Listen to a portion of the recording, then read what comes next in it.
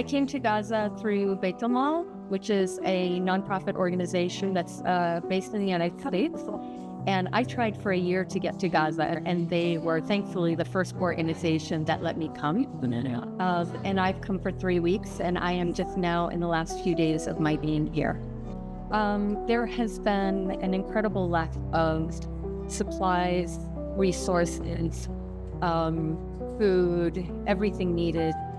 So we have a lot of casualties, we have a lot of complications because we have a situation here, and there aren't enough beds.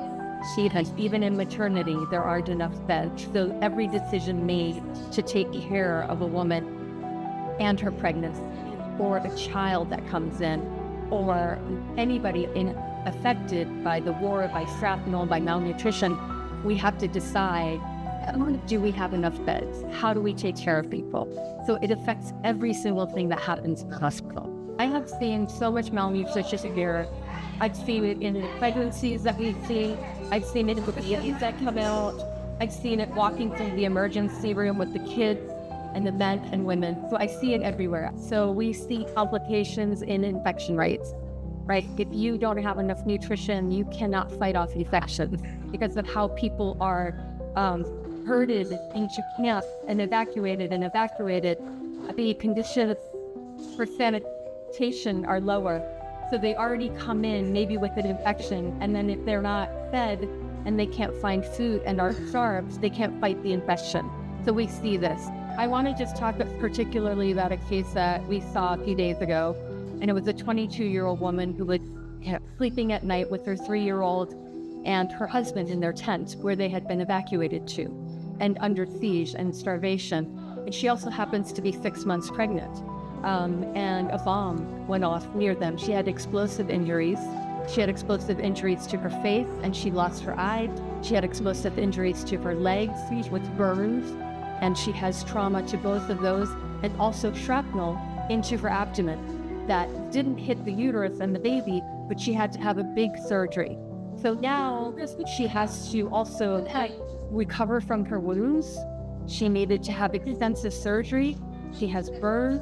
And on top of that, she has to heal her own body, but she also has to take care of this pregnancy that's 6 months old. So imagine the stress on her. Her husband, unfortunately, died, and her 3-year-old also ended up in the hospital. So all this stress, all this trauma, I can't imagine, not only for this family what they're going, every single person is here in the Gaza Strip who has to deal with this. All of this can absolutely affect a pregnancy. And again, we've seen so many kids that have come in malnourished. We've seen babies that haven't been able to get formula.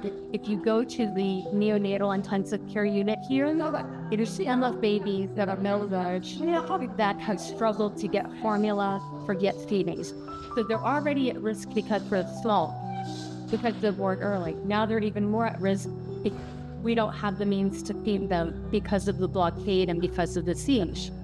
If you go to the pediatric ICU here, it used to be full of kids that had problems that were related to endocrine or other issues. Now it's full of kids with trauma, with shrapnel, with burns. So the ICU has completely changed, and it doesn't have enough beds for all the kids that's needed also. So decisions made in the emergency room mean that some kids, if they need an ICU, they can't get to one.